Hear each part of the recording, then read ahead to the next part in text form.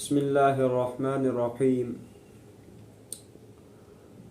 السلام علیکم ورحمۃ اللہ وبرکاتہ۔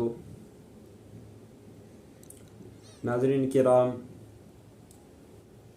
ایک گانا اپلوڈ ہوا ہے،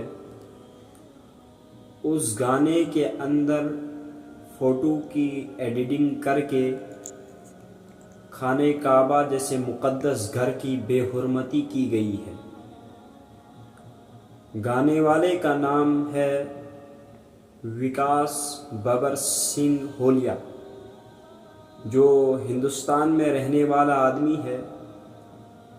حتیٰ کہ تضاد مچانا ان کا ایک اب ٹریڈ بن چکا ہے، اور ان کے لیے یہ آسان سی بات ہے کہ مسلمانوں کے مذہب کی کسی چیز کے ساتھ بھی چھیڑ خانی کر سکتے ہیں، کیونکہ مسلمانوں میں جب تک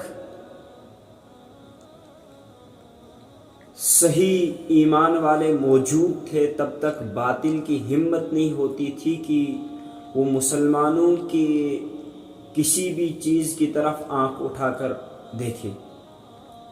اصل میں ہماری کمزوری ہے، ورنہ کسی کی کیا مجال کہ ایک دیوتا کی فوٹو خانہ کعبہ کے اوپر چپکا کے خانہ کعبہ کے دیوار کے ساتھ ایڈیٹنگ کر کے لگائے۔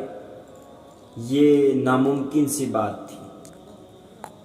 یہ ممکن تب ہوئی جب مسلمانوں نے اپنا عہدہ چھوڑ دیا، جب مسلمان دین سے دور ہٹنے لگے، جب مسلمانوں کے ہاتھوں میں موبائل نے قبضہ کر لیا۔ بس مسلمانوں کا مقصد یا تو دنیا ہے، دوسرے نمبر پر یا تو موبائل ہے۔ عزیز دوستو، میں اپنی بات کی طرف چلوں گا۔ بات اس طرح ہے کہ جو سانگ اپلوڈ ہوا ہے اس کے اندر ایڈیٹنگ کر کے خانہ کعبہ کی دیوار کے اوپر اپنے بھگوان کا فوٹو چپکایا گیا ہے، پھر خانہ کعبہ کی گستاخی کی گئی ہے۔ حقیقت میں خانہ کعبہ اللہ کا سب سے محبوب ترین گھر ہے، اور اللہ تعالیٰ کو خانہ کعبہ کی زمین اس لیے بھی پسند ہے کیونکہ وہاں پر بڑے بڑے انبیاء علیہم السلام کا ظہور ہوا ہے، اور خاتم الانبیاء حضرت محمد عربی صلی اللہ علیہ وسلم نے بھی ادھر 53 سال تک زندگی گزاری ہے۔ حضرت نبی اکرم صلی اللہ علیہ وسلم کتنی عظمت خانہ کعبہ کو دیتے تھے، صحابہ کرام نے کتنی قدر خانہ کعبہ کی آج بھی مسلمانوں کے دلوں میں کتنی عظمت خانہ کعبہ کی ہے، شاید اس کو باطل ابھی جانتا نہیں ہے۔ وہ یوں کہہ رہا ہے کہ جیسے مثالی طور یہ مکہ مدینہ کی گستاخی کر کے کیا پتہ میں وائرل ہو جاؤں یا مجھے ویڈیو پر شاباشی ملے، ایسا نہیں ہے۔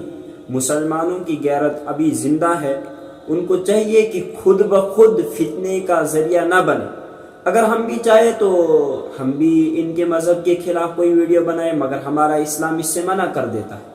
ہمارے اسلام میں امن ہے، دوسرے نمبر پر ہر مذہب کی قدر ہے، اور ہر مذہب کے بارے میں کہا گیا ہے کہ ان کے ہر مذہب کی ریسپیکٹ کرو، چاہے وہ کسی مذہب کا تعلق رکھنے والا آدمی ہے، اس کی ریسپیکٹ ہمارے لیے ضروری ہے۔ حتیٰ کہ نبی علیہ السلام کے پاس جب کفار یا کافر مہمان بن کے آتے تھے، مشرکین مہمان بن کے آتے تھے، تو حضرت نبی اکرم صلی اللہ علیہ وسلم ان کی بہت زیادہ ریسپیکٹ کرتے تھے، ان کی بہت زیادہ قدر کیا کرتے تھے۔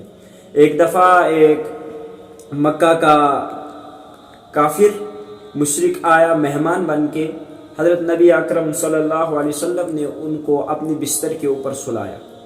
رات کو اس آدمی نے وہیں پر ناپاکی کر دی، پھر صبح کو ڈر کے موجب بھاگ گیا، تو اس کی تلوار جو تھی وہ وہیں پر رہ گئی، اور انگوٹھی، قیمتی انگوٹھی تھی اس کی، وہ وہیں پر رہ گئی۔ تو صبح نبی علیہ السلام نے جب دیکھا تو انہوں نے بہت افسوس کے ساتھ کہا کہ ہمارے مہمان کو شاید کوئی تکلیف لگی ہوگی، اس لیے وہ بھاگ گئے۔ تو درد ہوا دل کے اندر، انہوں نے جب دیکھا کہ بستر ناپاک ہے تو انہوں نے اٹھا کے دھونے کے لیے لے گئے. وہ کافر جب اس کو یاد آ گیا کہ میری تلوار وہاں پر رہ چکی ہے, وہ وہاں سے واپس آیا. حضرت نبی اکرم صلی اللہ علیہ وسلم چاہتے تو اس سے بستر بھی دلوا سکتے, اس سے بدلہ لے سکتے تھے, مگر نہیں کیا. کیونکہ تعلیم جو اسلام کی ہے وہ امن و شانتی کی ہے, مگر اگر اسلام کے ساتھ کسی نے چھیڑخانی کی پھر امن و شانتی قائم نہیں رہتی ہے. اور پہلے تو گستاخیاں خود کرتے ہیں. پہلے مثال طور قرآن مجید کو جلایا جاتا ہے, پھر جب مسلمان پتھر بازیاں کرتے ہیں تو پھر پوری امت پر الزام آ جاتا ہے کہ مسلمان پتھر باز ہے. پھر جب مسلمان کوئی احتجاج کرتے ہیں ان کے احتجاج کا بھی مذاق اڑایا جاتا ہے. پھر جب مسلمان کوئی آواز اٹھاتا ہے ان کی آواز کا بھی مذاق اڑایا جاتا ہے. اگر دنیا میں امن قائم رکھنا چاہتے ہو تو اس کے لیے ضروری ہے کہ کسی کے مذہب کے ساتھ چھیڑخانی مت کرو. جو جس مذہب کا ماننے والا ہے اس کو اپنے مذہب میں محنت کرنے دو اور اپنے مذہب کو آگے بڑھانے دو.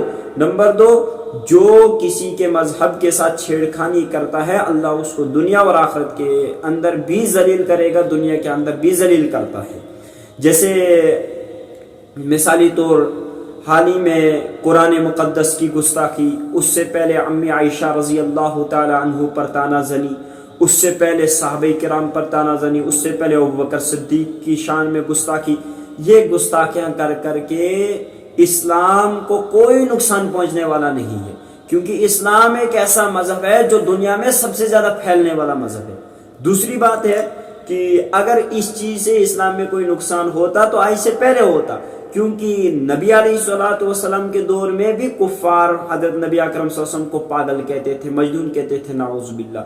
مگر حضرت نبی اکرم صلی اللہ علیہ وسلم نے ان کے ساتھ اخلاق کے ساتھ پیش آئے, جس کے بعد انہوں نے صادق اور امین کی صداقت کے نعرے لگا دیے, امانداری کے نعرے لگا دیے آپ صلی اللہ علیہ وسلم کے بارے میں. میں آپ کے سامنے اگر اس فوٹو کو لگا دوں ویڈیو کے اوپر, جس میں خانہ کعبہ کی دیوار کے اوپر ایک ماتا کو بٹھایا گیا ہے, ایڈیٹنگ کے ذریعے سے لگایا گیا ہے, ادھر ادھر سے حاجی طواف کر رہے ہیں, اور گانے میں بھی یہی کہا جا رہا ہے کہ مکہ اور مدینہ میں ہمارے ان بھگوان کی پوجا ہو رہی ہے. گانے کا مطلب ہی یہی ہے, اور گانے والا ہمارا ہندوستانی ہے, اور ہمارے ہندوستانیوں کا خاص جو رول رہتا ہے, چاہے سپیچ کے ذریعے سے ہو, چاہے لکھنے کے ذریعے سے ہو, چاہے کلام کے ذریعے سے ہو یا قلم کے ذریعے سے ہو, بس 2 ہی چیزیں آتی ہے, امن چاہیے, امن چاہیے, امن چاہیے. اگر امن چاہیے تو پھر کسی کے مذہب کے ساتھ چھیڑخانی کرنے کی ضرورت نہیں ہے. امن سے رہنے دو, امن سے رہیں گے. اگر امن سے رہنے نہیں دیتے پھر امن رکھنا اور امن کو برقرار رکھنا یہ تو ناممکن سی بات ہے. پھر کوئی کہے کہ مسلمان کچھ کرتا نہیں ہے, مسلمان اس وقت اسلام کو ماننے والا ہے اسی لیے چپ ہے, اس کو صبر کا دامن پکڑنا ہے, ورنہ ہم اسلام کے خاطر اپنی جانوں کو بھی دے سکتے ہیں اور اپنی جانیں قربان کر سکتے ہیں, اپنی نسلوں کو قربان کر سکتے ہیں, اور اگر یہاں تک بات پہنچے ہم جان لے بھی سکتے اور دے بھی سکتے. اس لیے کہا ہے کہ ہمارے ساتھ پہلے ہم کسی کے ساتھ چھیڑتے نہیں ہیں, تو دوسری بات جب ہمیں کوئی چھیڑے ہم اس کو چھوڑتے نہیں. دوسری بات جب تک نہ قرآن کی گستاخیاں ختم ہو جائے, جب تک نہ صحابہ کی گستاخیاں ختم ہو جائے, جب تک نہ اللہ کی شان کی گستاخیاں ختم ہو جائے, تب تک دنیا کے اندر امن قائم نہیں ہو سکتا ہے, نہیں ہو سکتا ہے. ہاں اگر دنیا کے اندر امن قائم رکھنا چاہتے ہو, امن قائم کرنے والی ذات صرف اللہ کی ہے, اور انسانوں کو چاہیے کہ اللہ نے جس طریقے سے ان کو رہنے کا اصول بتا دیا اسی طریقے سے رہے. انشاءاللہ دنیا امن کی بہار دیکھے گی اور دنیا اتفاق و اتحاد سے رہے گی. اگر نہیں تو پھر انتشار پھیلانا آپ کا کام ہو گیا. ہم انتشار پسند نہیں ہے. ہم آج بھی کہتے ہیں اسلام امن کا درس دیتا ہے اور دیتا رہے گا انشاءاللہ. جو اس کے ساتھ چھیڑخانی کرے گا اللہ اس کی شکل کو بھی تبدیل کر کے دکھائے گا, اس کو آخرت کے اندر بھی ذلیل و رسوا کر کے دکھائے گا.